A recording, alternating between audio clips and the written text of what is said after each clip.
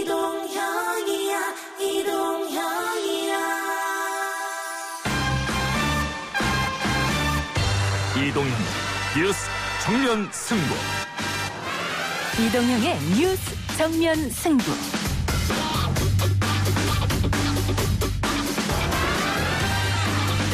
청취자 여러분 안녕하십니까, 이동형입니다. 오늘 제2차 권력기관 개혁회의가 끝난 뒤 합동 브리핑 자리에서 추미애 법무부 장관이 그간의 검찰 개혁 성과에 대해 밝혔습니다. 법무부는 국민의 입장에서 검찰 개혁을 완수하겠습니다. 검경 간 상호 협력을 강화하고 검찰 조직 및 업무 시스템을 개선함으로써 직접 수사 기관에서 벗어나 검사 본연의 역할을 충실히 수행할 수 있도록 하겠습니다. 추미애 장관은 국민으로부터 나온 국가 권력이 국민을 위해 작동하도록 수사권 개혁에 앞장서겠다고 약속했습니다. 검찰 개혁의 일환인 공수처 법안도 오늘 국회 법사위에 상정이 됐는데요. 일부 청래당에서 더불어민주당 정청래 의원과 이야기 나눠보겠습니다. 사실과 다른 유혹을 만들어서 국민들에게 상대적 박탈감을 만들어가는 정치 공세 행태에 유감을 표합니다. 이 고발은 근거 없는 억측에 불과한 것을 짐작하면서 명백하기 때문에 무고죄로 고소함과 아울러 손해배상 청구도 할 것임을 말씀드립니다. 국민의힘 박덕흠 의원의 기자회견 내용이었습니다. 민주당은 박덕흠 의원의 사퇴를 요구하고 있는데요. 박덕흠 의원의 이해충돌 논란과 함께 국회의원의 이해충돌 문제를 다루는 언론의 선택적 정의를 주제로 2부에서 변상욱 앵커와 함께 이야기해보겠습니다. 미래의 청년 여러분, 멈추지 않고 계속 씩씩하게 걸어가시길 바랍니다. 방탄소년단이 대한민국의 모든 청년분들을 응원하겠습니다.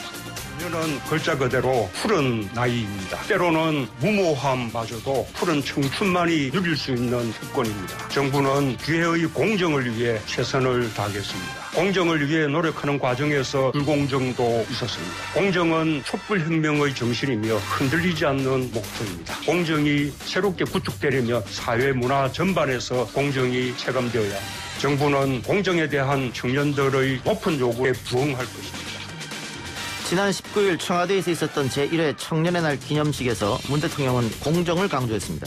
이 자리에는 방탄소년단이 청년 대표로 참석했는데요. 하지만 불공정에 분노하고 부동산으로 좌절하는 청년들을 방탄소년단이 대표할 수 있는지에 대한 비판도 있었습니다. 오늘 3부, 4부 온갖 문제 연구소에서는 BTS 불러놓고 공정을 강조한 문 대통령의 청년의 날 기념식과 손흥민 프리미어리그 한 경기 첫 4골 기록, 코로나19에 따른 손실, 임차인 전가 부당 등 온갖 이슈들을 놓고 다양한 의견 나눠봅니다. 9월 21일 월요일 이동형의 뉴스 정면 승부 시작합니다.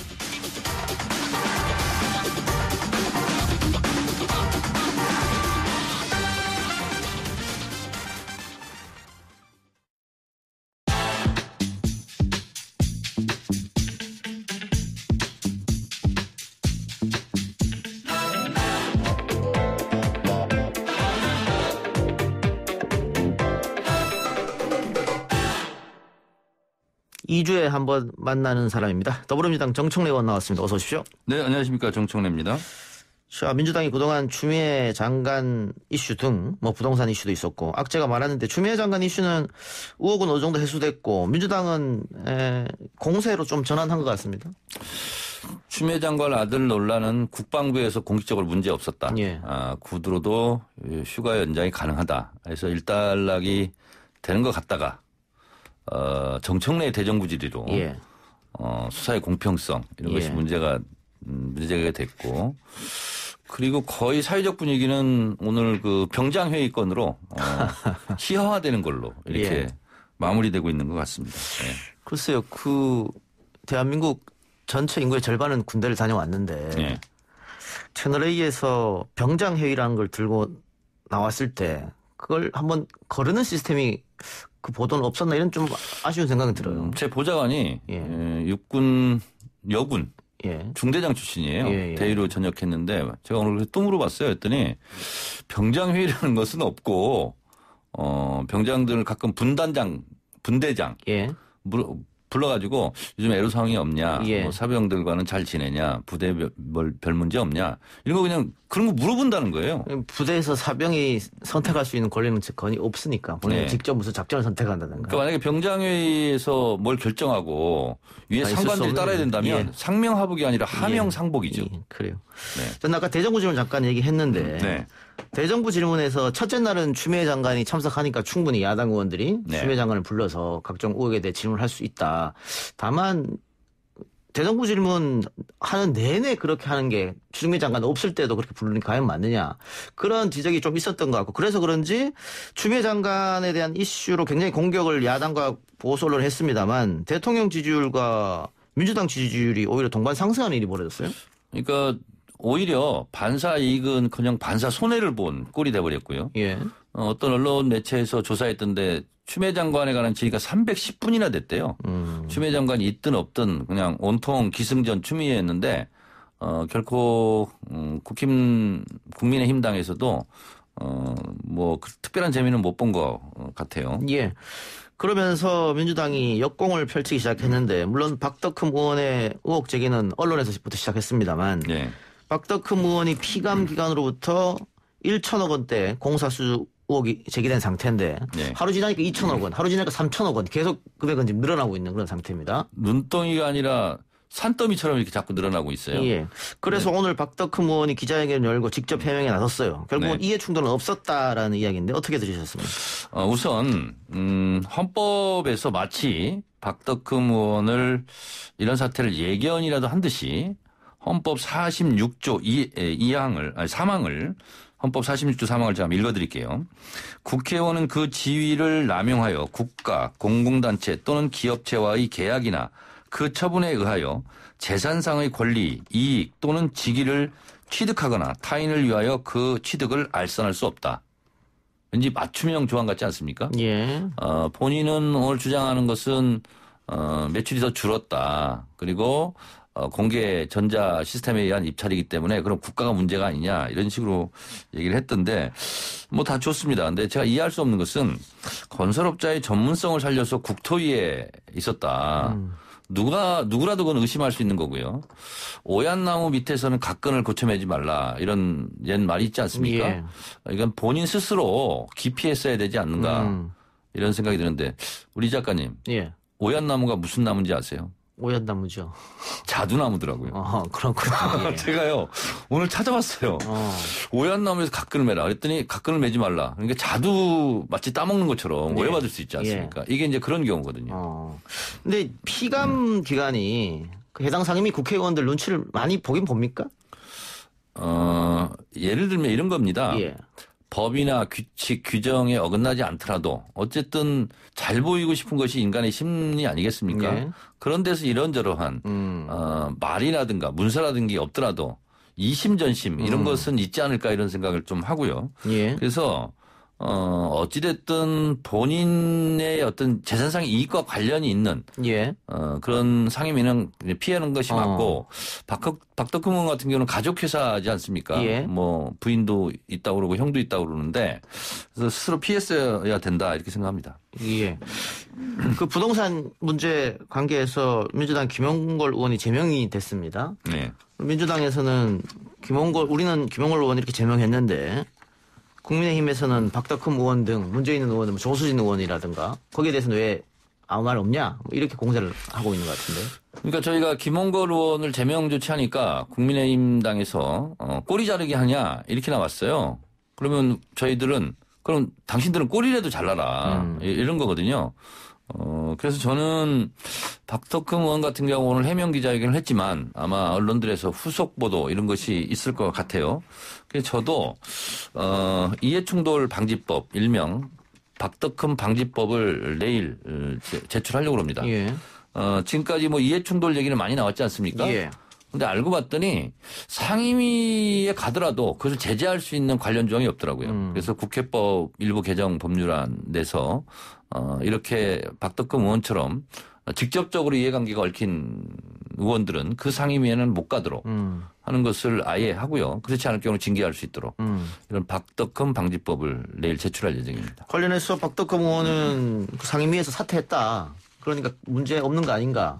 근데 지금 민주당은 사퇴했다고 주장하는 거죠. 사퇴 사보임이죠. 그러니까 네. 환노위로 갔다 그러는데 국토위에 있을 때 지금 문제가 되잖아요. 그러니까 사보임을 환노위를 하든 뭐 국방위를 하든 그것과 관계없이 본인이 국토위에 있을 때 국회의원직을 이용해서 사적 이득을 취했는가 하는 부분이 지금 문제가 되고 있잖아요. 본인은 해명하고 있지만. 예. 그래서 이게 이제 MBC 보도로부터 시작된 건데 저희 당이 먼저 제기한 것도 아니죠.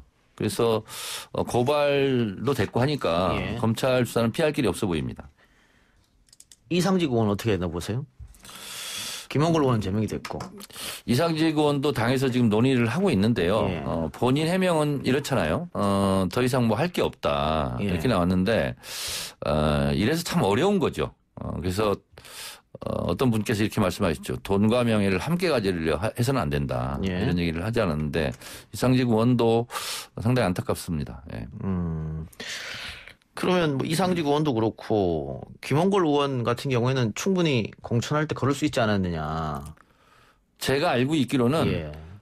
제가 이제 총선 기획단 때 다주택자들 2주택 이상은 총선 지나고 얼마 기간까지 다 처분해야 된다, 정리해야 된다 그러는데 제가 알고 있기로는 분양권은 신고를 안 한 걸로 알고 있습니다. 예. 그러니까 이제 그런 것을 뭐 공천 심사 과정이라는 걸 다 이제 정직하게 이제 그 신고를 해야 될 텐데 그걸 안 한 것으로 이렇게 알려져서 여러 가지 또 그뿐만 아니라 뭐 재산 분할 문제라든가 또 전세 다시 놓은 거 이런 여러 가지 분들이 복합돼서 문제가 됐던 것 같습니다. 근데 뭐 양정숙 의원 문제도 있었으니까 민주당은. 거기 이제 거기도 마찬가지로 이제 출당인가요? 제명인가요? 예. 그래서 당을 내보냈죠. 예. 검증 과정에 어떻게 그만큼 힘든 겁니까? 검증이라는 것이? 아니 근데 본인이 신고하지 않으면 저희가 무슨 수사기관도 아니고 그래서 좀 어려운 면이 있죠. 그러면 처음에 국회에 나간다는 사람들한테 당에서 이런 자료를 내십시오. 이렇게 해서 본인이 얘기 내는 겁니까? 아니 이제 공천관리위원회에 원서를 넣을 때 여러 가지 이제 서류들이 나와요. 예. 이게 준비가 굉장히 어렵습니다, 사실은. 그래서 누군가의 도움도 받아야 되고 그거 하는데 며칠씩 걸려요. 그래요. 근데 그 이해 충돌 관련 국회의원 전수조사 해야 되는 거 아니야? 이런 이야기도 나오고 있거든요. 이거는 했으면 좋겠어요. 그리고 이해충돌 부분도 여러 가지가 있지 않습니까? 뭐 추미애 장관 뭐 아들 문제도 나왔지만 어쨌든 뭐 아들 군대 갔는데 전화 한 통이라도 한 사람 예를 들면 이런 것은 분야별로 정해서 종목을 정해서 한번 해봤으면 좋겠어요. 예. 이건 여야가 합의하면 어려운 상황은 아닌 것 같은데 네, 하자고 하면 알겠습니다. 공수처 이야기 해보죠. 자, 원래 예정대로라면 7월에 공수처가 출범했어야 하는데도 계속 늦어지고 있는 그런 상황입니다. 오늘 민주당이 공수처법 개정안을 법사위에 상정했는데 어떤 내용이죠? 개정안은 두 개입니다. 김용민 의원이 먼저 내서 이제 오늘 상정이 됐고요. 백혜련 의원은 아직 숙려기간이 안 지나서 상정이 안 됐는데 김용민 의원은 예를 들어서 야당 교섭단체가 추천하는 걸로 됐는데 지금 뭐 책임을 회피하고 있지 않습니까? 추천 안 하고 추천 안 하고. 그럴 때는 그냥 국회에서 하는 걸로. 야당 여당 교섭단체가 아니라 이렇게 개정안을 냈고요. 국회에서 한다는 건 뭐예요? 국회의장이 한다는 겁니까? 그렇습니다. 네, 그렇게 되고요. 또 백혜련 의원안은 일정 기간 30일 정도 될 거예요. 30일 동안 추천을 하지 않으면 추천 기간이 됐는데 그러면 법학회 이런 데 두 군데에서 권위 있는 데서 추천하는 걸로. 예. 네, 그렇게 개정안을 내고 있습니다. 근데 지금 국민의힘은 어쨌든 이 공수에 대해서 헌법재판소에 위헌 법률 심판을 청구했으니까 그거 나올 때까지 기다려보자 이런 입장이거든요. 그러니까 이런 식으로 한다면 뭐 모든 법을 다 지금 헌재에 걸어놓고 예. 법 통과시키지 말자 그러면 안 되겠죠. 그리고 이미 공수처법은 지난 국회 때 통과된 거고 예. 그리고 검경수사권 분리안도 내년 1월부터 시행이고 예. 그래서 그런 걸로 방패막이가 되지는 못할 것 같습니다. 근데 이게 통과되면 야당과 보수 언론에서는 또 의회 독재다 이런 얘기 해서 공격할 거 아니에요? 근데 저는 이해가 안 가는 것이 예. 공수처의 수사 대상이 대부분 여당이에요. 예. 문재인 정부 고위공직자들이고요. 예. 그리고 야당에 해당되는 것은 야당 국회의원밖에 없어요. 예.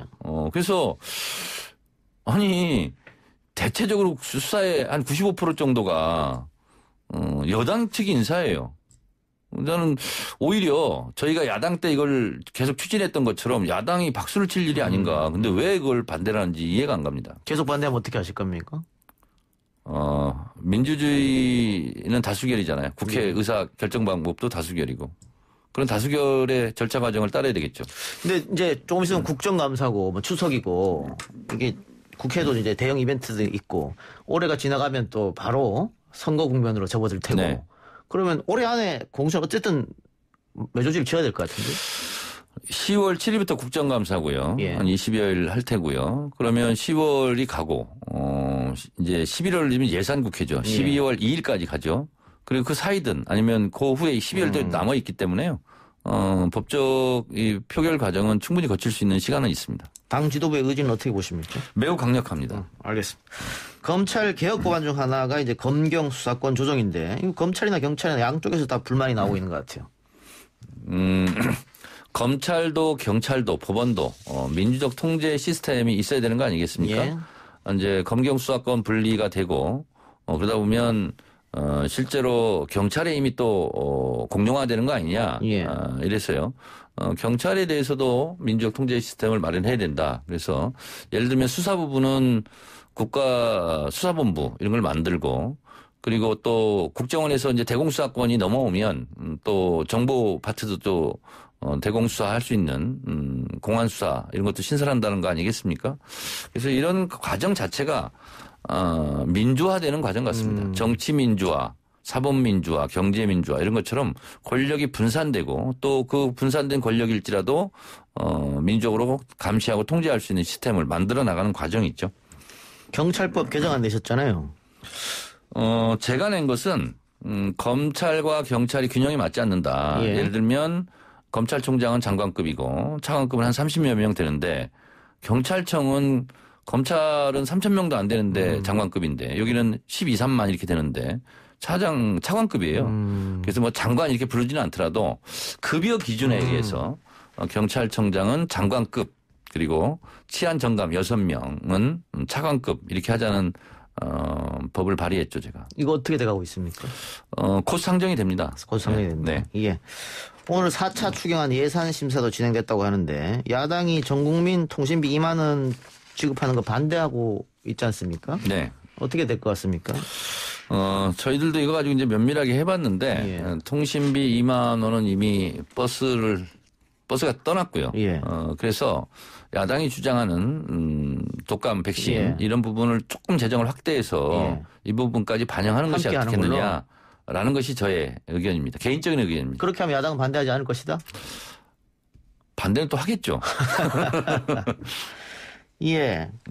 이재명 지사의 지역화폐 문제로 네네. 뭐 시끄럽습니다. 네. 다 아시겠습니다만. 근데 최근에 이 지사가 맞다 이런 말씀하셨습니까? 이렇습니다. 국민의힘에서 강령으로 기본소득까지 넣지 않았습니까? 예. 기본소득을 넣었다는 것은 가장 센 보편적 복지 정책이거든요. 예. 그러면 그동안 보편적 복지에 대해서 반대해왔던 것에 대해서 입장을 다시 밝혀라. 예. 김종인 비대위원장이 광주에 가서 무릎을 꿇었으면 광주 관련법에 대해서 찬성한다는 입장을 밝혀야 하듯이 예. 제가 그렇게 얘기한 것이고요. 그리고 지역화폐 부분은 이재명 당시 성남시장부터 가장 전문가 아니겠어요? 예. 원저작자라고도 볼 수 있고요. 근데 그걸 가지고 조세현에서 그렇게 발표했으면 공격하지 말고 이재명 지사의 공개 토론에 응해서 예. 본인들의 입장을 국민 앞에서 그러면 한번 예. 토론을 한번 해보자라는 것이 뭐가 잘못됐냐. 근데 뭐 국회의원들이 다 나서서 경기도지사 한 명을 거의 집단 린치를 하고 있더라고요. 제 성격상 또 그런 걸 못 보잖아요. 그래서 제가 나섰죠. 이낙연 대표의 리더십이 네. 부드러운 리더십에서 강한 카리스마로 바뀌어가는 것 같다. 뭐 김홍걸, 이상직 의원도 대표가 직접 거론했거든요. 책임감 가지라 이런 얘기도 했고. 네. 동의하십니까 이런 평가에 대해서? 이런 것 같습니다. 이낙연 당대표가 국무총리 할 때 그렇게 좀 부드러운 카리스마가 있는 줄 다 몰랐죠. 예. 그때 뭐 답변이라든가 이런 걸로 부드럽게 비판도 다 넘겨내고 하는 것처럼 이낙연 당대표는 어떤 직을 맡았을 때 거기에 맞는 뭐 단호할 땐 단호하고 이런 거 아니냐. 그래서 저도 이번에 사실 살짝 놀랐습니다. 예. 차기 대권 구도에서 단독 1위로 가다가 최근에 이재명 지사랑 엎치락뒤치락 하니까 좀 위감이 있어서 바꿨다. 뭐 이런 얘기도 있던데. 저는 이것은 두 사람한테 복이다 이런 생각이 듭니다. 예. 앞서거니 뒤서거니 이렇게 하는 것이 나중에 누군가가 1등을 하고 2등을 하겠지만 어쨌든 굉장히 좋은 일이고요. 그리고 야당으로서는 가장 안 좋은 지금 상태로 가고 있죠. 더더군다나 윤석열 검찰총장이 여론조사에 끼어들면서 예. 윤석열이 다른 야당 주자를 블로킹하고 있는 예. 가로막고 있는 형국이기 때문에 예. 저는 이재명 지사나 이낙연 당대표나 서로 매일 전화하면서 서로 응원하면서 격려하면서 예. 가는 것이 맞지 않을까. 가장 좋은 구도가 이 구도라고 저는 생각합니다. 이해찬 전 대표가 김경수 지사를 향해서 살아 돌아온다면 대권 가능성이 있다 이런 뉘앙스로 얘기를 했거든요. 일단 그것은 살아나고 할 얘기다 이렇게 생각을 하고요. 양강 싸움에서 3파전 돼도 그것도 민주당에 좋은 거 아니에요? 좋은 겁니다. 네. 네. 친노 친문의 표가 어디로 갈 것이냐. 지금은 이낙연 대표한테 가 있습니다만 이낙연 대표가 주류라고 볼 수는 없으니까. 이런 것 같아요. 뭐 친문이라는 표현을 하기는 저는 뭐 그렇게 좋아하지는 않는데 예. 어쨌든 문재인 정부의 성공과 문재인 정부를 계승할 사람이라면 누구라도 좋다. 이런 전략적인 표심 이런 것이 나중에 작동하지 않을까 그런 생각이 듭니다. 알겠습니다. 자, 정청래 의원 전 의원 시절부터 저희하고 함께 했는데 제가 이동형 뉴스정면수국 맞고부터 계속 하셨던 것 같아요. 의리의 출연. 예. 3년 된 것 같은데 네. 오늘이 마지막 시간이네요. 소회 소감 한마디 해주시죠. 제가 이제 국회의원 아닐 때나 또 국회의원일 때나 항상 요 시간 되면 이렇게 출연했는데 많이 좀 아쉽고 그동안 부족한 저를 계속 출연시켜준 이동영 작가와 여러분들께 관계자 여러분들께 감사드리고 좀 아쉬운데 또 공교롭게요. YTN 텔레비에 또 프로를 또 하나 맡게 됐습니다. 하게 됐습니다. 예, 예. 네네. TV 가서 잘해주시고 네. 우리 방송 PD가 3번이나 바뀔 동안 정청래 의원은 한 번도 바뀌지 않았어요. 아 그렇습니까? 근데 진행자는 안 바뀝니까?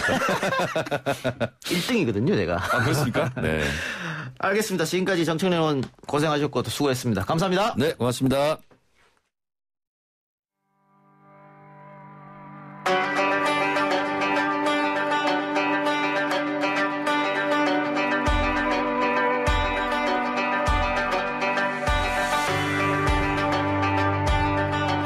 한 주간의 깊은 호흡으로 이슈를 꿰뚫는 코너입니다. 변상욱의 눈. YTN 뉴스가 있는 저녁 변상욱의 코너 나왔습니다. 어서 오십시오. 네, 안녕하십니까.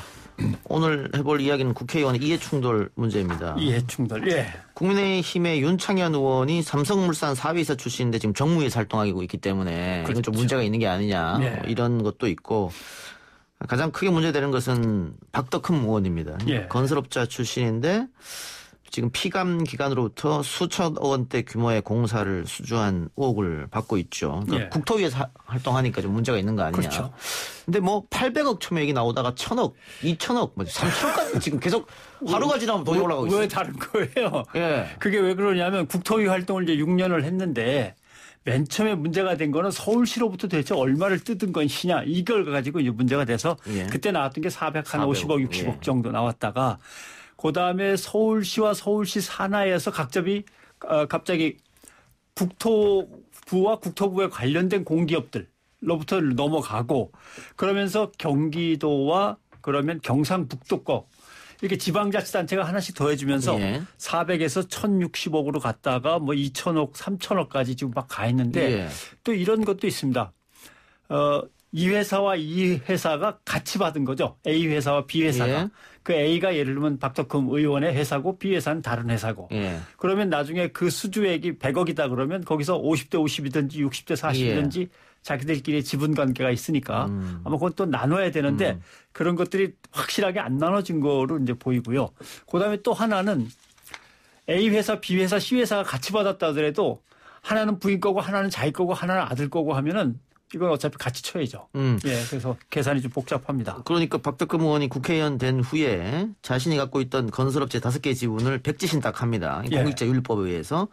그런데 그럼에도 불구하고 이 박덕흠 의원이 갖고 있던 회사들은 아들, 뭐 딸, 뭐 형 예. 이러면서 박 의원의 가족들이 다 여전히 지분을 갖고 있다는 거죠. 그다음에 자기가 내놓은 지분들도 안 팔렸으면 사유가 해소되지 않은 겁니다. 예. 그러면은 국토교통위로 들어가면 안 되죠. 예, 그런 문제가 있고 그다음에 역시 기술료를 하나도 안 받았다고 하는데 STS 기술료. 예. 근데 쉽게 얘기하면 커다랗게 땅을 팠는데 그 땅이 무너지지 않고 튼튼하게 잘 버티려면 거기다가 뭐 아마 철관을 박는 모양입니다. 예. 그 철관을 잇고 보강하는 어떤 새로운 기술인 것 같은데 뭐 이전의 기술에다가 약간 뭐 새로운 걸 더해서 특허를 냈다고 치고 그 STS 특허가 박덕흠 의원 가족들 회사가 갖고 있는 특허가 된다면 서울시가 발주를 하는데 그 대신 땅 판 다음에 STS 기술을 반드시 거기다 써야 돼. 예. 라고 하면은 뭐 특정 회사로 갈 수밖에 없다거나 그 회사의 기술을 빌려다 예. 쓰고 기술료를 내야 된다거나. 예. 근데 박덕흠 의원은 그런 건 전혀 없다. 오늘 주장을 하던데 그건 이제 따져봐야 되는 거죠. 그러니까 오늘 기자회견 열어서 근거 없는 억측이다라고 얘기했고 지금 우호 기자가 눈덩이처럼 불어나고 있으니까요. 예. 그러면서 나는 백지 신탁을 했고 회사 경영에 관여하지 않았다. 그러니까 상관없다 이렇게 얘기했단 말이죠. 그게 아다르고 어다른 게 예. 내가 언제 갖고 오라 그랬냐 그런 걸 라고 할 수 있을지 모르지만 국토교통위원회 간사를 맡고 계신 분이 건설업을 하시는데 그래도 그 회사로 조금은 밀어드려야 되는 거 아닐까? 눈치껏? 눈치와 자발적인 어떤 협조. 그다음에 나중에라도 어떻게 될지 모르니까 보험상 들어두는 것도 있고 여러 가지가 있단 말이에요. 그러니까 예. 언론에 보도된 것은 어쩌면 박 의원 주장대로 이것저것 따져보니까 정상적으로 입찰을 하고 경쟁위에서 따온 거다. 예. 있는 것도 있겠지만 어떤 거는 정말 알아서 모시느라고 예. 갖다 들이민 것도 있을 것이고 그러니까 지금 따져볼 게 많아요. 지금 뭐 변성옥의 눈이라고 제목이 돼 있으니까 제가 조금 더 넓혀서 얘기하면 예. 박 의원뿐만 아니라 국토교통위를 비롯한 주요 상임위원회 국회의원들이 갖고 있는 회사에 도대체 관급공사들이 얼마나 흘러들어간 거냐. 예. 이게 관이라는 게 중앙이기도 하고 지방자치단체이기도 하고 예. 그다음에 관도 눈치 보는데 민간 자그마한 회사들은 또 얼마나 눈치를 받겠냐. 예. 뭐 이런 것도 있을 수 있습니다. 그다음에 또 지역에서 지자체와 지방의회와 지역 토호들의 건설회사 토건회사들 그다음에 건설사들 뭐 이런 것들이 얽힌 수주 비리가 지금 하나의 거대한 카르텔로 상당히 뿌리가 깊습니다. 네. 근데 또 하나 문제는 지역의 건설사 토건사들은 언론사를 다 소유하고 있어요. 지역 민방들 특히 그다음에 지역 신문사들. 그러니까 결국 묘하게 돼 있는 거죠. 지방자치단체, 지방의회, 지방건설사, 지방언론사. 근데 그 한가운데 지방언론사 대표를 지방건설사 물주고 하면서 다 묶어내는 거죠. 이런 데서 벌어지는 뿌리 깊은 비위라든가 아니면 수주 밀어주기 이런 것들은 도대체 얼마나 있을 것이냐. 이런 것들을 지금부터 따져봐야 됩니다. 사실은 박덕흠 의원이 뭐 얼마나 했니 안 했니 갖고 논란을 벌일 게 아니라 전수조사 한번 해보자. 전수조사 한번 해봐야 되는 거죠. 예. 그러면 엄청나게 나올 가능성이 있는 거죠. 예. 근데 김남국 뭐 정청래 의원도 이해충돌 방지법 내겠다. 소위 말하는 박덕흠 방지법 뭐 이라고 하는데 이게 과거에 김영란법 제정할 때 사실은 됐었어야 되는데 그렇죠. 안 된 거죠? 그러니까 2013년에 이제 김영란법을 만든다고 개정안이 국회에 제출됐습니다. 예. 공직자 이해충돌 방지법이 있어요. 근데 요때 19대 국회가 무산시켜버리죠. 살구머니 예. 빼버립니다. 이거 지나치게 포괄적인 거 아니야? 이렇게 하면 걸리는 거 다 걸려. 다 걸린다. 뭐 이런 식으로 하면서 예. 빼버리니까 19대 국회가 그렇게 해서 이해충돌 방지 조항을 빼버리고 국회의원들이 알아서 잘 지키도록 국회의원 윤리 강령에 자발적으로 좀 협조해 달라는 뜻으로 한 줄 집어넣죠. 그러니까 20대 국회 와서 무슨 일이 생기냐면은 가족과 친인척들을 갖다 국회의원 보좌관으로 채용해서 돈이 글로 빠져나간다거나 뭐 이런 일도 벌이고 또 국회의원이 뭐 자기가 갖고 있는 정보를 통해서 부동산을 매입했다고 난리가 벌어지기도 하고 그래서 지금 갖고 있는 이해충돌 방지법은 국회의원들한테는 그냥 선언적 의미의 윤리 규정일 뿐입니다. 그리고 이제 공무원들만 열심히 지켜라 이렇게 되는데 미국 같은 경우 이해충돌 방지법과 뇌물방지법이 생긴 게 1962년입니다. 우리는 아직도 안 생긴 거죠. 예. 그리고 미국은 로비스트법이 있습니다만은 우리는 로비스트법이 없지 않습니까? 합법적인 로비스트가 없습니다. 그러면 결국 그걸 누가 맡냐면 전직 국회의원, 현직 국회의원, 전직 관료, 현직 관료가 맡는 겁니다. 그러니까 전관예우라는 게 생기고 그러는 거죠. 그러니까 결국 이해충돌 방지법을 안 만들어 놓고 자기네가 로비스트를 갖다가 자처하면서 거기서 이익을 빨아들이는 거죠. 예. 자, 그런데 이 이해충돌을 다루는 우리 언론에는 문제가 없느냐.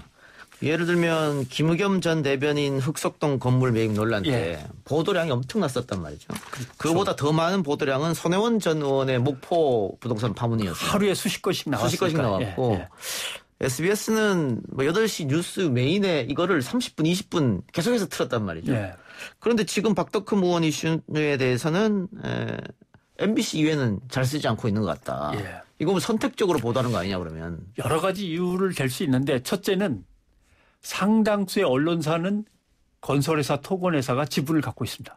예. 그러니까 건설사들이 비위가 엄청나 이해충돌 방지법으로 이거 다 속아내야 돼 이렇게 예. 기사를 쓰려고 했는데 이렇게 보면 회장님이 쳐다보시거나 고문님이 쳐다보시거나 아니면 회장님한테 잘 보이려고 지금 몸이 달아있는 국장님과 부국장님이 너 왜 그러냐라고 하시거나. 언론사 최대 주주가 건설사가 많으니까. 많죠. 보면 뭐 SBS는 태영 아닙니까? 예. 잘 아시는 대로. 중흥건설 남도일보와 헤럴드그룹, 헤럴드경제 코리아 헤럴드, 호반건설은 KBC 광주방송의 서울신문, 한국경제신문, 동아그룹은 한국일보, KG그룹은 이데일리, 삼남아이더스는 경인일보, 울산민영방송 뭐 종이로 잔뜩 쌓여 있습니다. 예. 이러는데 결국 건설사는 꼭 언론사. 이 지분 관계를 얽힌단 말이죠. 그러니까 결국 딱 자기네 주주인 회사가 아니더라도 전반적인 분위기가 언론사는 건설사를 잘 안 건드립니다. 그다음에 거기서 나오는 분양 광고가 또 엄청나거든요. 예. 이게 이 짭짤한 걸 건드릴 수가 없다라고 하는 거고. 그러니까 근본적으로 그럼 광고 플러스 사주 눈치네요? 그렇죠. 그다음에 누가 권력이냐가 문제인 것 같은데 예. 누가 권력이겠습니까? 지금 대통령도 맡고 있고 180석 가까이 갖고 있는 민주당 권력이 아닙니다. 집권 세력이 아닙니다. 왜냐하면 돈이 없거든요. 예. 돈을 갖고 있는 쪽이 집권 세력이 될 가능성이 훨씬 높고 실제로 힘을 발휘하죠. 뭐 이 사회 기득권이라고 할 수 예. 있겠죠. 보수적인 어떤 세력들과 돈을 갖고 있는 세력들과 그것을 뒷받침할 수 있는 법조 검찰 세력 그리고 그것을 갖다가 엮어낼 수 있는 윤활유 역할을 하는 언론 세력이 뭉쳐있는 상황에서 지금의 민주당은 집권 세력이 사실 아닙니다. 그러니까 늘 당하는 거죠. 집권 세력은 이쪽입니다. 그러니까 조금만 더 애를 쓰면 무너뜨릴 수 있다는 생각에 야당은 공세를 계속 펴면서 몰고 가는 건데 그 자신감은 결국은 아직은 이 나라의 자산은 우리 편이다라고 하는 생각을 갖고 있는 거죠. 알겠습니다. 그러면 언론의 역할이 권력에 대한 감시와 비판이라고 하는데 예. 그 권력이 어디에 있느냐 이것도 좀 제대로 살펴볼 필요가 있는 것 같고. 언론이 먼저 아는 거죠. 아, 권력은 아직 민주당한테 넘어간 게 아니야. 예. 잠깐 넘어가 있는 건데 예. 다시 되돌아올 수 있어. 또 되돌아와야 해. 그 상황에서 언론이 먹고 살기가 더 좋다라고 하는 걸 스스로 알고 있으니까 말씀하신 대로 누구는 공격하는데 누구는 왜 공격을 안 하지? 라고 하는 것은 이걸 수동적 공격성이라고 하죠. 강한 자한테 약하고 약한 자한테만 강한. 그러니까 누가 약하고 누가 강한 걸 언론이 본능적으로 알고 있는 거죠. 아직은. 예. 그런데 그 사주 눈치를 아까 본다 그랬는데 사주는 건설사가 많고. 예. 그러면 언론 권력이라는 것도 있을 수 있잖아요. 그렇죠. 그러면 예. 이 언론 권력은 역시 언론이 비판할 수밖에 없는데 이 카르텔이 작용하고 제 식구 감싸기가 될 수밖에 없다. 제 식구 감싸기도 있고 또 하나 내가 저 언론사를 공격했을 때 저 언론사가 그래 당신네들 문제 생겼을 때 두고 보자 라고 하면서 되받아칠 준비를 하거든요. 예. 그러니까 굳이 언론사끼리 적을 만들지는 말자라고 하는 거죠. 그러니까 지금 아까 말씀드린 대로 자본을 갖고 있는 또는 기업체를 갖고 있는 사람들과 또는 전문직에 있는 사람들과 또는 권력, 정치 권력에 있는 사람들 그리고 언론사까지 해서 하나의 거대한 카르텔이 우리 사회에 분명히 지배 세력으로 존재하는데 거기서 튀어나가서 동시에 손가락질 받을 필요도 없는 거고 하니까 언론이 상당히 조심조심 하는 듯 하면서 계속 한쪽으로 몰고 있는 그런 낌새가 확 보이는 거죠. 예. 자, 추미애 장관 아들 이슈를 공정성 문제로 확장시키는 보수 언론의 태도 모순적이다 이런 비판이 나오기도 하는데 그건 왜 그렇습니까? 글쎄요. 뭐 공정성을 문제 삼는 건 좋은데 일단 지금까지 진행된 공정에 대한 담론이나 싸움들은 그럼 공정하다는 게 도대체 뭔데라는 거 하는 거에 대해서 예. 논의를 안 했어요. 예. 그러니까 공정이 뭔가에 대해서 논의하고 합의한 바가 없이 너는 불공정해라는 공격만 계속되고 있는 그런 상황인 거죠. 그래서 공정성을 얘기하려면 공정성이 무엇인지에 대해 토론을 벌이면서 공격할 때 객관적으로 타당한 어떤 증거들을 내놓고 그게 사실에 근거한 거여야만 되고 그다음에 집단의 주장은 일단 다 이해관계가 반영돼 있으니까 순수한 척하지 말고 우리는 이런 입장에서 이렇게 주장하는 것이라고 얘기해야 되고 본인들이 그걸 숨긴 다음 그걸 언론이 해줘야 되는 거죠. 예. 저 사람들은 의사들은 또는 교수들은 또는 야당 정치인들은 또는 언론사들은 솔직히 이런 이해관계 때문에 지금 이걸 주장해. 이렇게 정당성을 얘기해라고 언론이 설명해 줘야 되는데 언론이 그걸 설명하는 게 아니라 어느 편인가 한 편에 서서 한쪽으로만 공정성 담론을 몰고 가는 것도 우리가 계속 시간을 허비하는 이유 중에 하나죠. 예. 보수 언론에서 공정경제 3법에 반대하고 나서는데 예. 이 이유도 역시 기득권 보호입니까? 그렇죠. 결국 대기업의 지배구조를 개선한다거나 경제력을 남용하는 걸 방지하자는 뜻으로 지금 3법을 만든 거 아닙니까? 예. 근데 오늘 보면은 뭐 조중동을 중심으로 해서 보수 언론들의 공격을 보면 공정성을 꼭 재벌의 눈으로 본단 말이죠. 그것도 재벌의 눈으로 보는 것도 아니에요. 더 정확하게 얘기하면 재벌 총수님의 전지적 시점으로 본단 말이죠. 예. 그래서 아니 그분이 누구의 아들 그분이 얼마나 열심히 일하는데 그분을 이렇게 자꾸 괴롭히는가 이런 관점에서 본단 말이죠. 그러니까 대기업의 성공을 위해서는 웬만한 좀 불공정이라든가 아니면은 미흡함 또는 약간 법적으로 좀 편파적인 것들은 아니 편법적인 것들은 봐줘야 되는 거 아니야? 이런 논조로 계속 보도가 나가는데 예. 그렇게 허술한 거와 이쪽 추미애 장관이나 조국 전 장관의 가족들한테 던져졌던 시선하고는 완전히 다르고 다르다. 그다음에 지금쯤이면 박덕흠 의원의 아들, 딸, 부인 또 형제들의 온갖 재산과 그 기업들의 움직임을 막 엄청나게 쏟아내야 될 그 타이밍이거든요.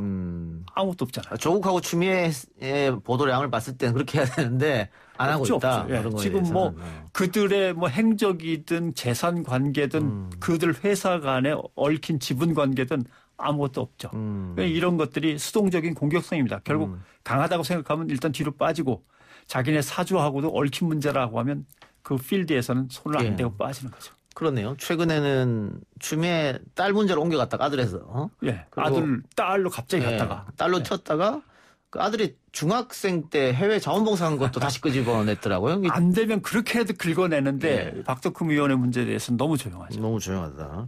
주호영 원내대표의 아파트 23억 오른 것. 이것도 사실은 보도하는 데가 거의 없거든요. 근데 뭐 그렇게 따지면 박덕흠 의원은 우리 집에 57억 올랐는데 그거 세금 괜히 올라가지고 말이야 나만 손해봤어 이렇게 얘기하는 얘기했죠. 분이니까. 예. 근데 그런 분이 오늘 기자회견을 하면서 난 잘못한 게 하나도 없는데라고 얘기하는 데 대해서 신뢰가 많이는 안 가죠. 예. 그러면 보수 언론과 경제지에서 이렇게 재벌의 눈으로 바라본 것도 역시 제일 중요한 건 돈입니까? 광고? 역시 언론사들이 어려운 상황에서 그래도 이런저런 영업을 하려면 판이 조금 흐려야 됩니다. 너무 맑으면 그리고 맑아서 뭔가 조금만 잘못해도 다 집어내는 상황에서는 어렵죠. 그러니까 뭔가 좀 판이 흐려지고 적당히 좋은 게 좋은 거라고 넘어가는 것도 있는 걸 원하죠. 알겠습니다. 오늘 변상의 눈 코너는 여기까지만 하죠. 매주 하면서도 좀 답답한 생각이 듭니다. 어디서부터 손을 대야 될까를 이제 한 번쯤 얘기할 기회가 있겠죠. 알겠습니다. 지금까지 변상욱의 눈, 변상욱 앵커였습니다. 고맙습니다. 고맙습니다. 글쎄 안 들려 들을 뉴스 없어 아무 뉴스도 귀에 들어오지 않아 듣고 또 들어도 들을 뉴스 없어 만든 게 이 프로야 이동영의 뉴스 정면 승부.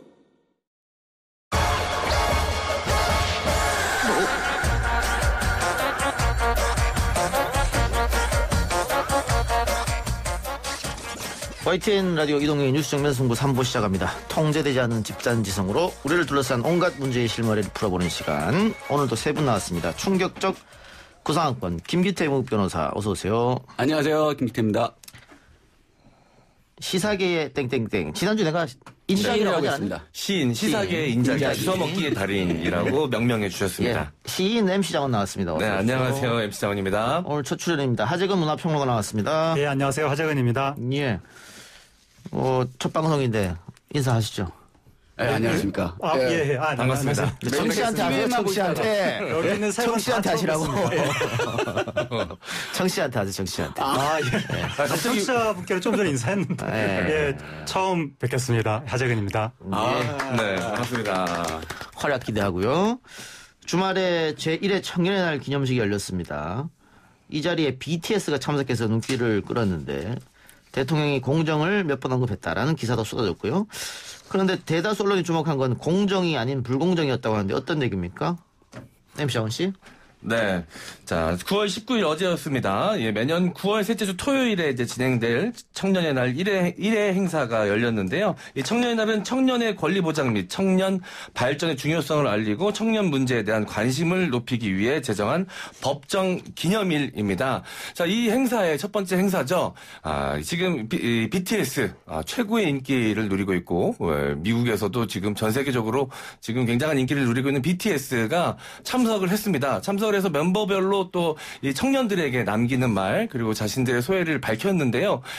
그 이어서 있었던 이 문재인 대통령의 연설이 있었습니다. 그 연설 내용 중에 공정이라는 단어가 37번이나 등장을 했습니다. 예. 그만큼 이 청년 문제에 대한 관심을 표현한 것인데요. 오히려 이 보수 언론 그리고 야당은 오히려 허망한 연설이었다. 공정 없는 공정에 대한 이야기였다라면서 비판을 했습니다. 뭐 조국이나 추미애 문제가 있는데 그걸 그냥 놔두고 공정을 언급할 수 있냐 이 뜻입니까? 무슨 뜻인지 이게 왜 논란이 되는지 잘 모르겠는데 대통령이 공정을 이야기하면 좋은 거 아닙니까? 예, 그렇죠. 앞으로 보다 공정한 사회를 얼마나 잘 만든지 지켜보겠어. 응원하겠습니다. 이 정도 하면 되는 거 아닙니까? 그리고 이런 대통령을 하는 행사라는 게 사실은 좀 의례적인 행사의 측면도 있는데 왜 행사가 이렇게 정치적인 논란이 되는지 사실 이해가 좀 되지 않고 그리고 국민의힘 거기 대변인이 한 이야기가 이런 얘기 했더라고요. 유급을 받아도 뭐 장학금을 받는 딸, 전화 한 번으로 군 휴가를 받는 아들 이런 사례를 놓고 어떻게 공정을 이야기할 수 있느냐. 그런 취지로 이야기를 했다고 하는데 이거는 좀 사실관계가 잘못된 거 아닙니까? 그러니까 유급을 받아도 그 장학금을 받았다는 이야기는 조국 전 장관 딸 이야기하는 것 같은데 그것은 무슨 특혜가 아니라 거기 교수님이 그 좋은 뜻으로 줬다고 이야기하지 않았나요? 그리고 또 전화 한 번으로 군 휴가를 받을 수 있다는 건 특혜가 아니라 지난 4년 동안 국방부에서 서류로 확인한 것만 3천 명이 넘는다고 이야기를 했잖아요. 그럼 이게 어떠한 불공정한 특혜다라고 말을 하기 어려울 것 같은데 이렇게 국민의힘 측에서 좀 납득하기 힘든 사례를 들면서 대통령을 좀 정치 공세를 하는 것이 아닌가. 정치 공세다. 그렇게 좀 생각이 됩니다. 조선일보 제목을 봅시다. 9월 21일자 세계에서 제일 잘 나가는 BTS를 청년 대표로 부른 청. 이게 제목이었는데 이게 또 약간 BTS를 부르지 말라는 얘기인가요? 너무 바쁜데 왜 불렀냐는 얘기인가? 네, 뭐 이해하기 어려운 지적이었습니다. 사실 뭐 행사를 기획하는 사람 입장에서는 늘 사실 고민되는 부분이기도 하거든요. 유명인을 부른다는 것 자체가. 사실 이 유명인을 부르면 그만큼 많이 알려지고 주목은 받겠지만 또 이제 진짜 그 행사의 주인공이 누구인가에 대해서 또 고민을 하게 되거든요. 그런 측면에서 사실 BTS가 이 행사에 참석함으로 인해서 굉장히 많은 사람이 이 행사의 의미에 대해서 생각해보는 계기가 됐거든요. 그리고 전 세계적으로도 많은 또 이 BTS의 팬들이 이 행사를 보면서 한국이란 나라가 청년에 대해서 어떤 관심을 갖고 있는지에 대해서 또 알게 되는 계기가 됐고 사실 뭐 청년의 날인데 주인공이 BTS였냐 문재인 대통령이었냐 이런 문제 제기를 하는데 그렇게 되면 모든 행사 모든 이벤트에 사실 문제 제기를 할 수가 있는 부분인 것이죠. 그 대표성을 띠고 나왔고 누구보다도 지금 치열하게 살고 있는 청년의 대표로 BTS를 부른 것이 무슨 문제가 되는지 저는 잘 이해가 되지 않습니다. 그래서 조선일보 기사에 보면 세계에서 가장 바쁘고 주목받는 아티스트인 BTS가 과연 불공정에 분노하고 부동산으로 좌절하는 청년을 대표하는 논란이 제기됐다. 또한 최근 추미애 장관 문제가 언급되지 않은 공정 강조는 정치 이벤트에 불과하다는 비판도 있다고 보도했는데 이거는 좀 제가 납득할 수 없는 얘기고 그리고 또 BTS가 또 청년을 대표할 수 있는 아주 훌륭한 아티스트지 않습니까? 그리고 아직 추미애 장관 아들 병역 특혜 논란은 뭐 일부 밝혀진 것도 있고 지금 뭐 검찰 쪽에서 또 조사하고 있는 거기 때문에 이 의혹이 뭐 현실이다 맞다라고 얘기하는 거는 그리고 또 지금 현지 장관 아들 특혜 의혹에 대해서 청년의 날 기념사에 문재인 대통령께서 언급한다는 그 자체도 그거는 뭐 저는 아니라고 생각을 합니다. 따라서 조선일보 이 기사는 조금 문제가 있지 불공정하지 않은가. 이 BTS 멤버들이 돌아가면서 이렇게 그 이야기를 했었는데 저는 그 전문을 보고 사실 제가 그 나이 때 청년 시절에 고민했던 것을 이 청년들 빌보드 차트에서 1위를 하고 전 세계적으로 인기를 끌고 있는 아이돌 그룹의 멤버인 이 청년들도 내가 그 나이 때 생각했던 고민들 했던 생각들을 똑같이 하고 있구나라는 생각에 오히려 굉장히 공감을 했거든요. 많은 청년들이 그러지 않았을 거라고 생각합니다. 어쨌든 이런 논란이 있었기 때문에 탁현민 행정관이 청년의 날 연출 고민이 많았다. BTS 부른 이유를 밝혔는데 그러니까 국민의힘의 허은하 의원이 나르시즘 정신 차려라 이렇게 비판했단 말이죠. 그런데 뭐 정치인이니까 야당 의원으로서 비판할 수 있다고 생각해요. 그런데 이걸 받은 우리 언론이 어떻게 제목을 기사를 달았냐. 한국경제 BTS 내가 연출 탁현민 생색에 허은하 씨와 의전 달라 이렇게 제목을 뽑았단 말이죠. 이런 언론 보도는 좀 문제 있는 게 아닌가. 그러니까 허은하 의원이 탁현민 그 비서관을 비판한 것도 좀 이해가 되지 않는데 그러니까 탁현민 비서관이 글을 올린 게 전 사실 유명인 SNS에 글 올리는 것 자체를 반대하지만 옛날부터 반대해 왔지만 저의 반대와 상관없이 요즘은 너도나도 글을 올리는 세상이잖아요. 그래서 글을 올리는 것 자체로 왜 본인이 튀려고 하느냐 이렇게 비판하는 건 좀 문제가 있는 것 같고 그리고 탁현민 비서관이 글을 올린 게 나 잘났다 이렇게 올린 게 아니라 대통령 행사 정도 되면 보통 전례에 따라서 하는 거잖아요. 근데 이 행사는 1회였어요. 맞습니다. 전례가 없는 거예요. 그래서 자기가 연출자로서 어떤 고민을 했는가, 어떻게 이 행사를 기획을 했는가 그걸 적은 거예요. 그러면 같은 업종에 있는 다른 연출자나 기획자들이 참고를 할 수가 있잖아요. 그런 의미로 올린 것인데 그거를 탁현민 비서관이 자기가 튀려고 올렸다는 식으로 비판하는 게 좀 이해가 되지 않는 데다가 특히 문제를 삼은 게 마지막에 나의 선물이라는 그게 나오는데 마치 탁현민 비서관이 이 행사가 내 거다.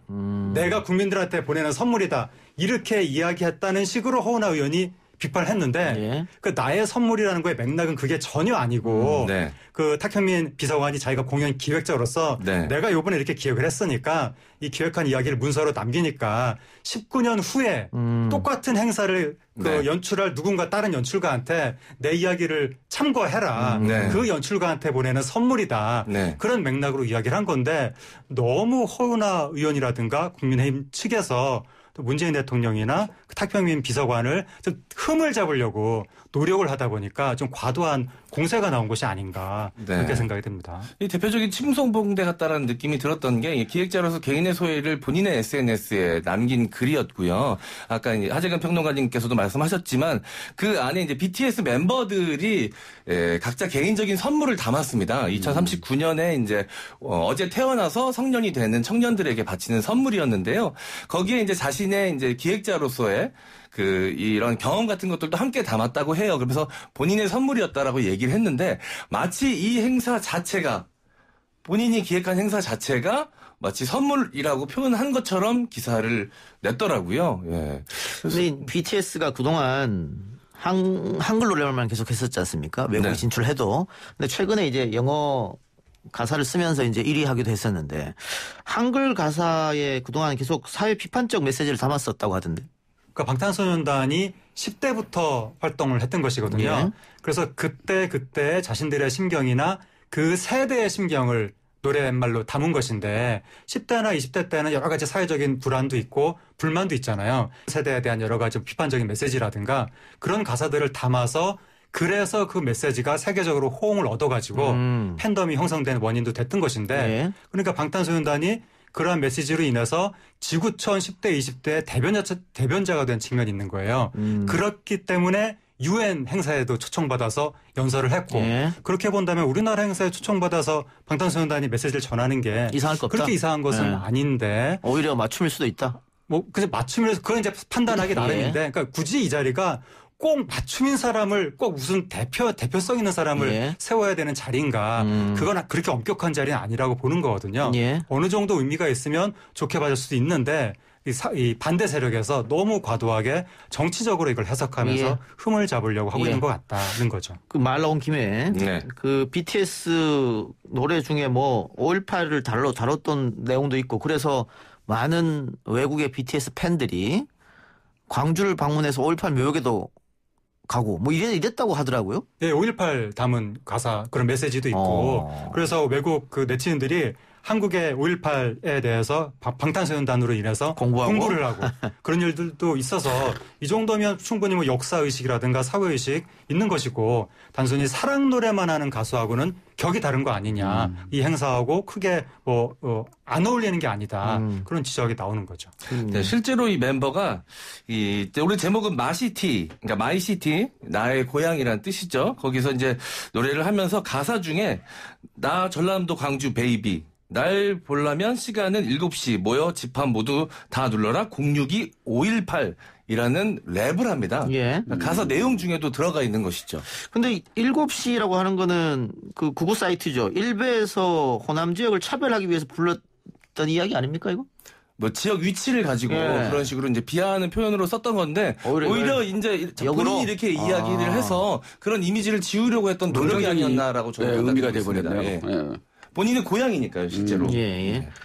알겠습니다. 근데 문재인 정부가 출범하면서 제일 먼저 공정을 이야기했는데 뭐 올림픽 때 뭐 선수단 하키 선수단인가요? 아이스하키 선수단 뭐 그런 문제가 있었고 또 조국 추미애 문제가 생기면서 조중동에서 문재인 정권은 내 편은 감싸고 남의 편만 공정의 기준을 대놓고 강하게 대처한다. 뭐 이런 비판이 있거든요.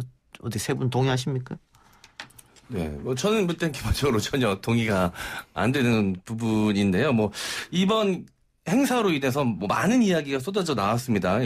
조국 전 장관 자녀 이야기부터 추미애 장관 뭐 인국공 사태 얼마 전 있었던 이야기까지 쏟아져 나왔는데요. 결론적으로 그냥 이 행사가 굉장히 주목을 많이 받았어요. BTS의 출연도 그랬고 문재인 대통령의 연설에 있어서도 청년 세대들에 대한 깊은 관심을 표현했기 때문에 많은 관심을 받았습니다. 그게 그냥 배가 아팠던 것이 아닌가라는 생각이 들 정도로 뭐 이런 생각이 드는데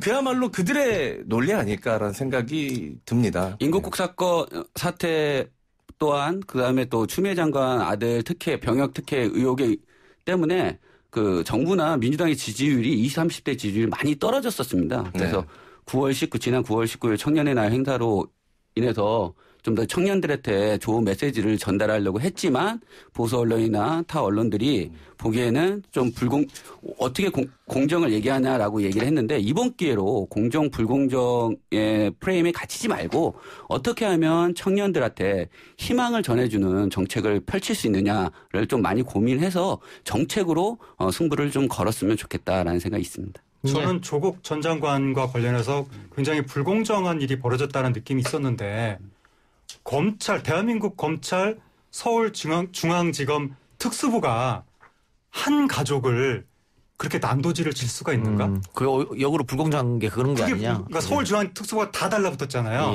그 수사가 공정하다고 말을 들으려면 조국 전 장관 집안이 거의 나라를 말아먹은 정도의 수준이 돼야 되는데 서울중앙지검 특수부가 달라붙어서 옛날 뭐 학교 다닐 때 뭐 표창장 받은 거 이런 거 뒤진다는 게 이게 과연 공정한 것이냐라는 부분이 있는 것이고 또 추미애 장관 아들 관련의 경우에는 사실관계는 좀 더 밝혀져야 되겠지만 일단 당장 문제로 느껴지는 것은 아니 사람이 무릎 수술을 했는데 왜 병가를 안 주고 일반 휴가를 한 거지?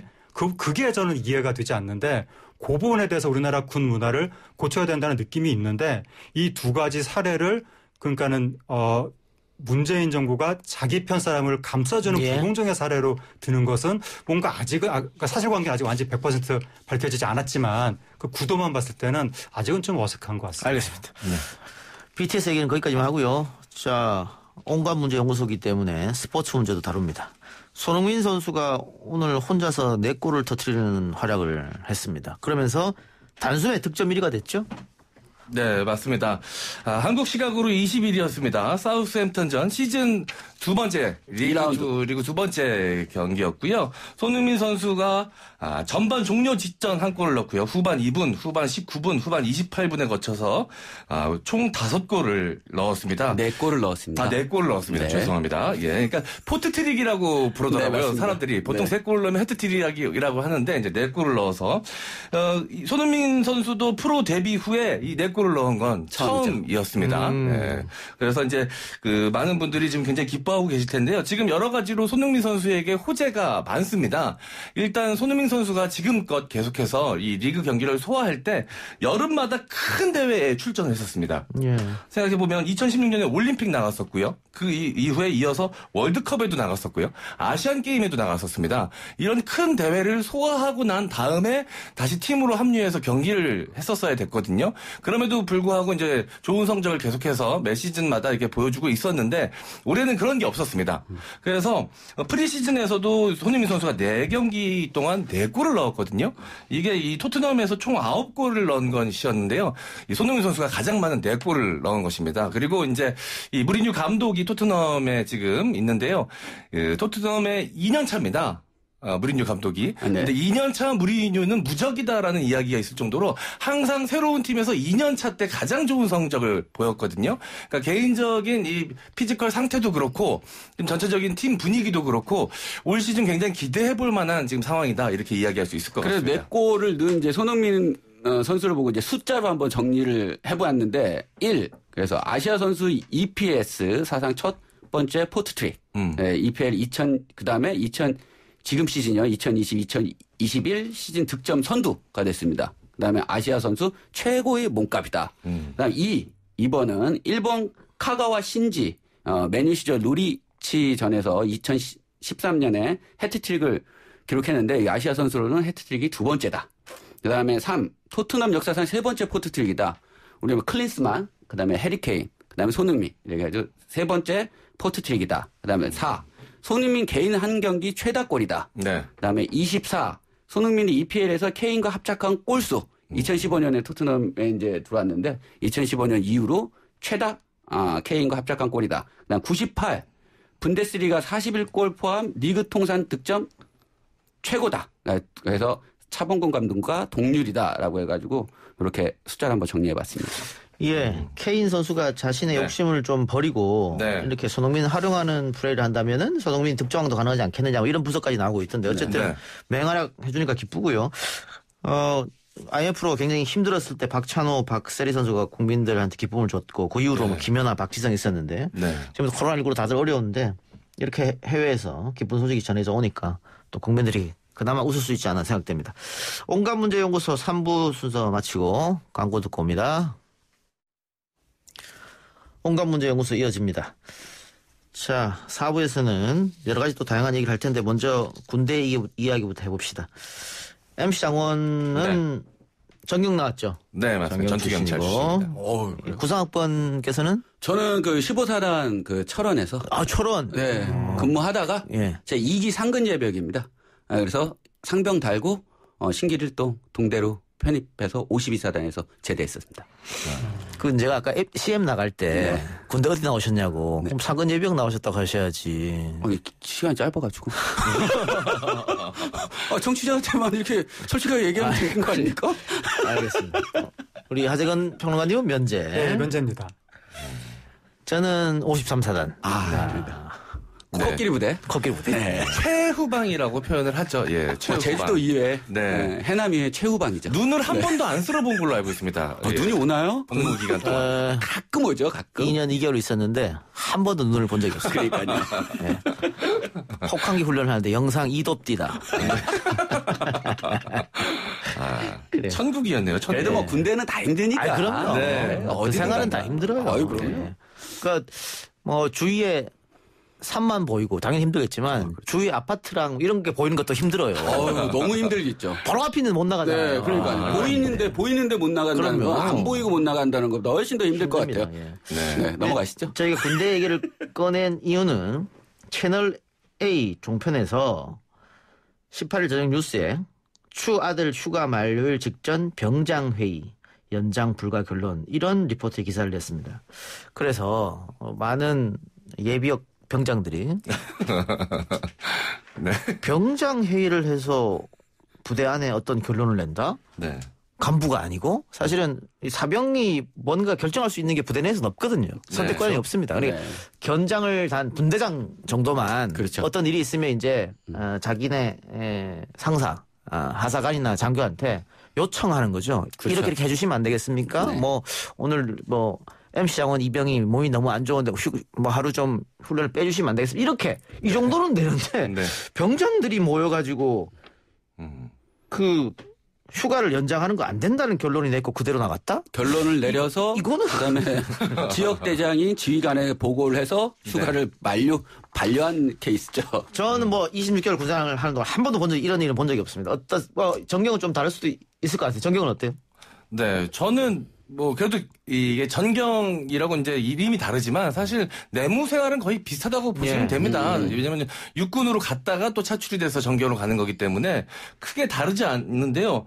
사실 또 제 주변에 또 제 친구들은 다 육군을 전역을 했으니까 많은 이야기를 나눠봤는데 이 병장회의라는 걸 저는 처음에 들었고 이게 뭐지? 너무 처음 들었거든요. 그래서 이런 게 존재하나?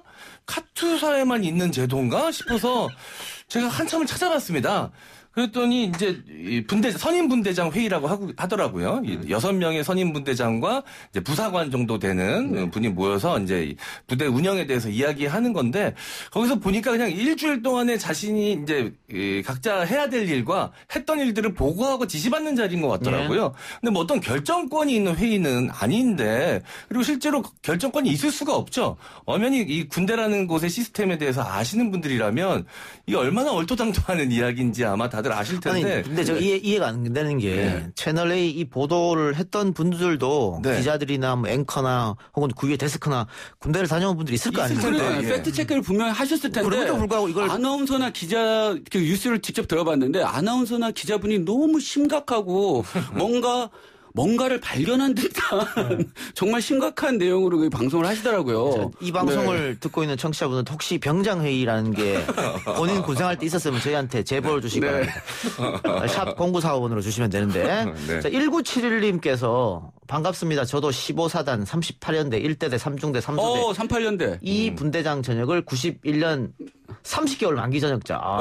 꽉 채워있네요. 예, 저희보다 한참 선배시죠. 3839연대 해가지고 이제 물레방 아래에서 철책사단이었기 때문에 15사단이 철책에서 6개월씩 근무하셨던 분이 아닌가 생각이 듭니다. 달덩이 부대 화이팅. 제가 기억을 더듬어 보니까 제가 분대장 시절에 각 그 소대의 이제 분대장끼리 모여서 이제 뭐 회의 비슷하게 이야기를 했던 적은 있는 것 같아요. 그래서 그때 했던 얘기 중에 중요한 얘기가 뭐가 있을까 생각을 해보니까 그 어제 그 소보루빵이 나와야 되는데 소보루빵이 안 나오고 이제 딸기빵이 나왔는데 우리 소대 막내 중에 한 명이 딸기빵을 못 받았다. 이런 일이 어떻게 있을 수 있느냐. 이게 적극 항의해야 된다. 왜 빵 분출이 왜 이게 숫자가 안 맞느냐. 이거 갖고 굉장히 격렬한 토론 정도. 군대 맞습니다. 군대에서는 남아도 문제지만 모자라도 문제지만 남아도 문제거든요. 여러 가지. 그리고 저는 병장회의라고 했을 때 뭐 이 팩트가 그 카투사에 같이 근무했던 병장이 검찰에 가서 우리 병장회의 6월 23일 날 그 병장회의에서 지금 서 씨죠? 추미애 아들의 그 휴가를 반려해야 된다고 결론을 내렸다라는 증언을 했기 때문에 이렇게 문제가 되는 건데 저는 병장회의 들었을 때 저는 국방부회의 뭐 합참의장회의 뭐 간부회의까지는 들어봤어도 이 병장회의는 처음 들어봤고 이럴 수 있을 것 같아요. 이것도 결국은 그 제보했던 그 사병이 검찰에 가서 얘기했다는 거잖아요. 네, 맞습니다. 그러면은 어쨌든 검찰발로 기사가 나온 건데. 네, 맞습니다. 검찰들도 그 대부분 법무관으로 바로 가는 경우가 많잖아요. 그러다 보니까 그렇죠. 사병 생활 해본 사람이 별로 없어서 그렇죠. 병장회의라고 하니까 정말 그런 게 있나라고 생각한 것 같은데 지금 저희가 문자로 그리고 보이는 라디오로 또 팟빵으로 이렇게 의견을 받고 있는데 아직 병장회의가 있다고 하는 의견은 아직 못 받고 있습니다. 아니 상식적으로 군대 인원 관리를 지휘관이 하는 건데 그렇죠. 지휘관이 관리하고 병은 관리를 받는 것인데 병들이 모여서 누구를 휴가를 줄지 만지를 결정한다? 병들이 병을 스스로 관리한다? 이게 말이 안 되잖아요. 그러면 그 부대만 아주 특수한 일이 벌어졌던 것인가 그렇게 생각할 수도 있는데 오늘 아침에 어떤 라디오에서 그 부대 관련된 간부사 그분이 그런 일, 우리 부대에도 그런 일 없었다고 인터뷰를 했다고 하더군요. 그리고 육군 규정에는 반드시 지역 대장인 지휘관에 의해서 휴가가 결정이 되는 거지 병장 회의나 뭐 병장 회의가 있는지 없는지 모르겠지만 그런 회의에서 하지는 않는다. 문자가 오고 있습니다. 7181님. 결정권이 아니고 건의 및 확인할 수 있습니다. 그렇죠. 그건 저희가 아까 얘기했던 거고요. 건의할 수 있는. 3630님. 병장회의 합니다. 내후관 축구할 때 윙포드를 맞냐 안 맞냐. 반드시 하죠 그때. 5315님. 서초동에 있었던 정보사 출신입니다. 대장 위에 병장입니다. 이건 뭐 우리가 흔히 농담으로 오성장군이라고 얘기하는 거죠. 7267님. 분대장 간담회 있습니다. 애로 및 건의사항 수렴 과정이 있습니다. 이 정도 수준이거든요. 그런데 사병이 결정할 수 있다는 것은 처음 들어갔던 얘기이기 때문에. 저는 그 축구 포지션 회의했다라는 그 부대도 굉장히 민주적인 부대라고 생각합니다. 사실 포지션도 다 정해져 있거든요. 이등병은 수비 보고 무조건 수비 아니고 골키퍼 보고요. 그다음에 상병은 뭐 미드필더 보고 병장은 당연히 포워드 보고 최고참이 최전방 공격수로 가는 건 정해진 거거든요. 그렇죠. 실력과 상관없이. 근데 그거를 회의를 했다는 건 그 부대가 굉장히 민주적이다라는. 그러니까 우리 때랑 다르다니까요. 알겠습니다. 거기까지만 하고요. 어쨌든 한 달 가까이 이어진 주미 장관 아들 특혜곡이 이제 기사량이 굉장히 줄어들었습니다. 이제 점점 이제 소멸돼가는 것 같은데 대중의 피로감이 커진 듯해요. 그렇기 때문에 여야 지지율 격차가 굉장히 좁혀졌다가 다시 벌어진 양상. 그러니까 국민의힘에서 전략 전술을 조금 잘못 잡았지 않았냐. 대정부 질문 첫째 날 정도만 추미애 장관이 출석했을 때 그때만 공격하고 그다음부터 정책적으로 나갔어야 되지 않겠냐. 왜냐하면 코로나 이슈도 있고 뭐 경제적 문제도 있는 것이고 그리고 뭐 이제 뭐 북한 일의 문제도 있는 것이고 그러니까 대정부 질문에서 그런 거를 듣고 싶어 했는데 4일 내내 추미애 장관 얘기만 했거든요. 추미애 장관 아들 문제로 시작해서 추미애 장관 아들 문제로 끝났죠. 그렇게 해서 좀 이런 대중의 피로감 커진 것 같지 않나 싶습니다. 이제 일하는 국회로 좀 바뀌었으면 해보고요. 코로나19 얘기도 해보죠. 주말을 기점으로 확진자가 많이 줄었어요. 네, 맞습니다. 오늘 0시 기준 국내 코로나19 신규 확진자는 70명입니다. 누적 23,045명으로 집계가 됐고요. 38일 만에 100명 밑으로 신규 발생을 보인 어제에 이어서 이틀째 두 자릿수 발생이 된 것입니다. 국내 발생은 55명이고요. 해외 유입이 15명이었습니다.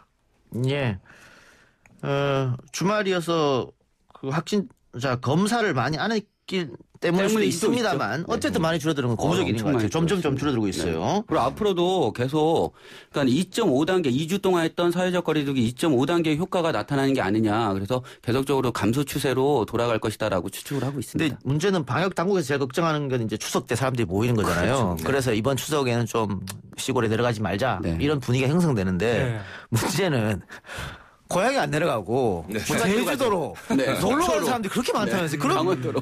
그러면 이러면 안 되는 거 아닙니까? 그러면 코로나 핑계 대고 고향에 안 가고. 이거 문제 있는 것 같은데. 사실 이제 지역에서도 굉장히 많은 캠페인을 하고 있더라고요. 그래서 인터넷상에서 굉장히 화제가 되고 있는데 뭐 재밌었던 게 어차피 조상은 비대면, 코로나 걸리면 대면 뭐 이 말도 굉장히 유행을 했었고 불효자는 옵니다.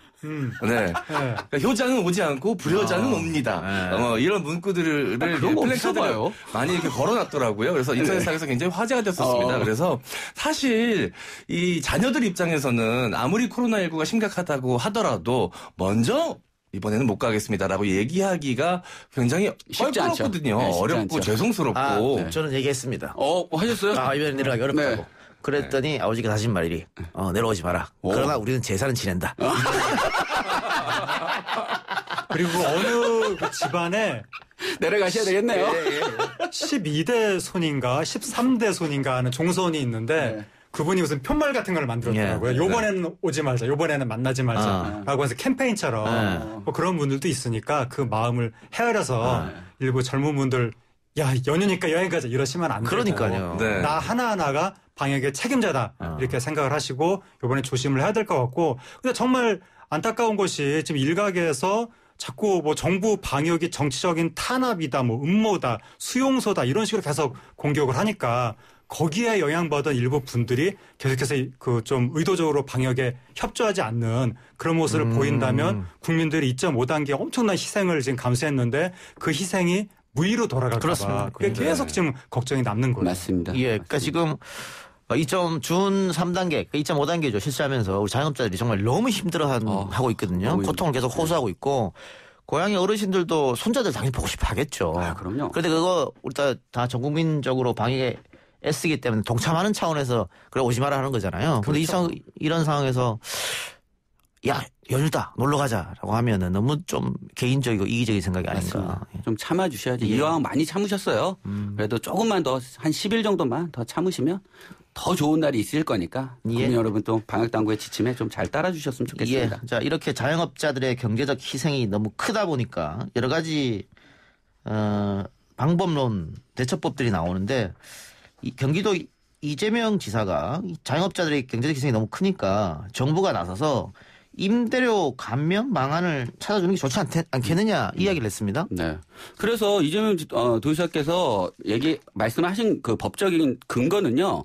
상가 건물 임대차 보호법 제11조 1항과 민법의 제628조에 의해서 그 임대료나 이런 것들을 감액할 수 있는 청구 권한이 있습니다. 있긴 있어요. 예, 있긴 있어요. 있긴 있는데 이게 쉽지 않아요. 네, 법적으로 해서 내가 청구를 한다 해도 쉽지 않습니다. 다만 지금 여러분들이 이제 많은 분들이 몰라서 그런데 각 지방자치단체 뭐 아시겠지만 서울시면 서울시, 경기도면 경기도에도 상가 건물 임대차 분쟁 조정 위원회라는 게 다 운영되고 있습니다.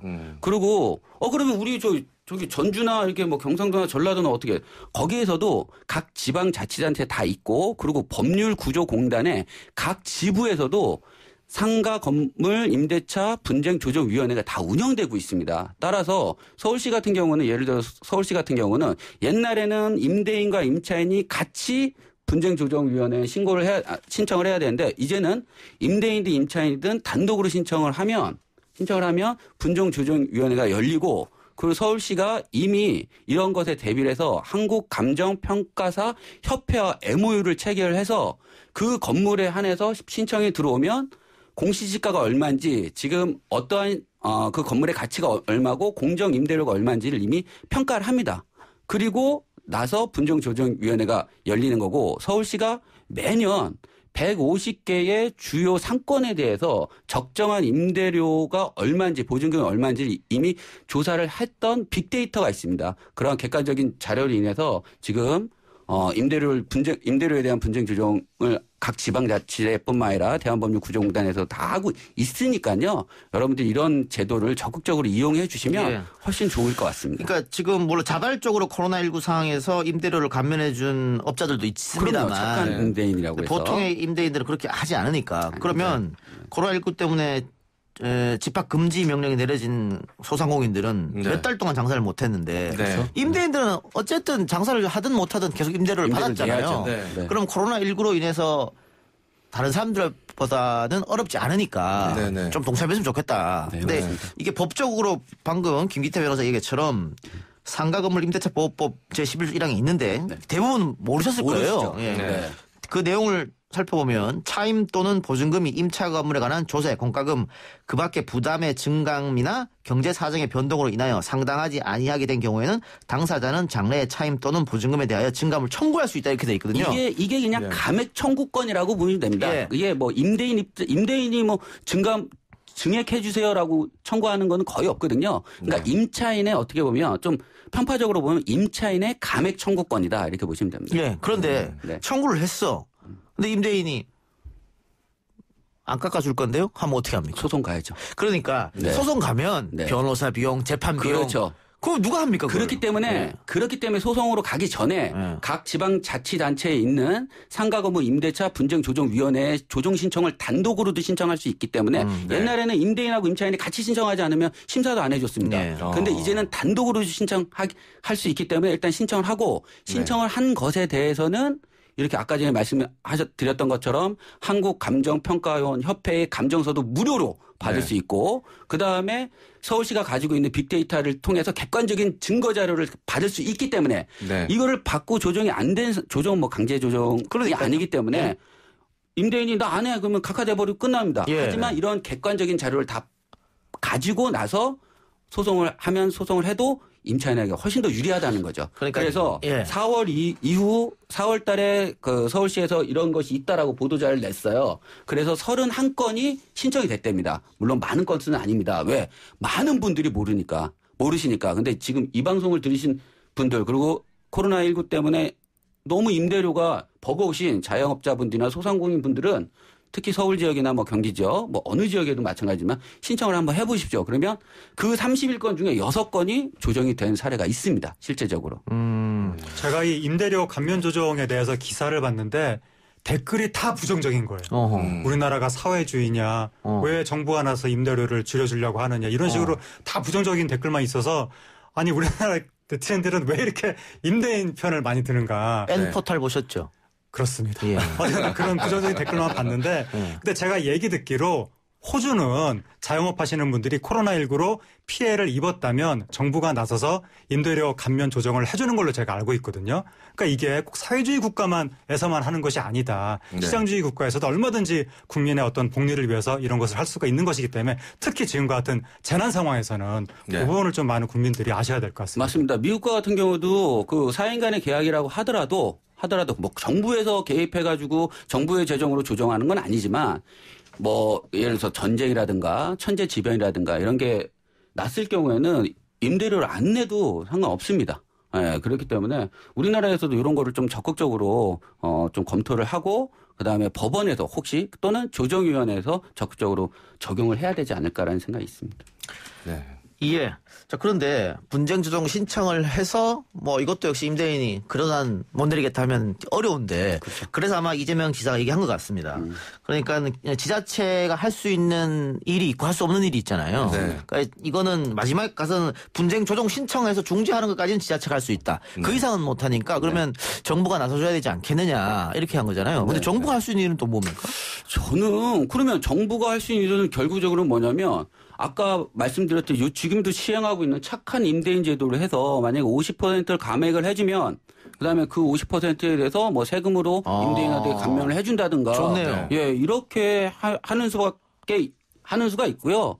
그다음에 뭐 세금으로서 아까 긴급재난지원금도 마찬가지 그 취지라고 봅니다. 예를 들어서 100만 원에서 또 200만 원 사이에 또 소상공인이나 자영업자들이 이제 받게 되면 그거를 또 임대료에 또 쓰일 수 있는 거고. 근데 이것을 국가가 적극적으로 나서서 네. 4인 간의 계약을 어떤 국민들이 낸 세금으로 재정적인 지원을 해준다는 거 어떤 특정 업체나 뭐 특정 인에 한해서 해준다는 거는 좀 쉽지 않고 국민적인 합의가 꼭 반드시 이루어지지 않으면 쉽지 않은 문제라서 이건 한번 잘 생각을 해봐야 되지 않나. 왜 임대인만 세금을 깎아주냐 또 이럴 수 있으니까. 그렇죠. 예. 네.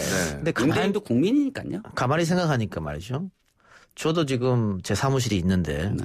한 번도 임대료를 깎아서 낸 적이 없네요. 다 냈네요. 요구는 해보셨어요? 임대인. 요구도 안 해봤습니다. 그렇죠. 예. 네. 요구를 한번 해보세요. 사무실이 어디 있으시죠? YTN 건물이 있어요. YTN 건물은 YTN 겁니까? 그렇죠. 피디님 많이 도와주세요. 피디는 힘이 없어요. 피디는 월급쟁이고 피디는 전혀 힘이 없습니다. 피디님이 정한다 그러면 그게 병장회의인가요? 오늘 좋아요. 자, 오늘 PD 회의에서 결정하세요. 네, 그러니까. YTN 임대인 서진 PD하고 같이. 네. YTN 임대인 하고 있는 사람들 좀 깎아주라고 월세죠. CP님하고 같이.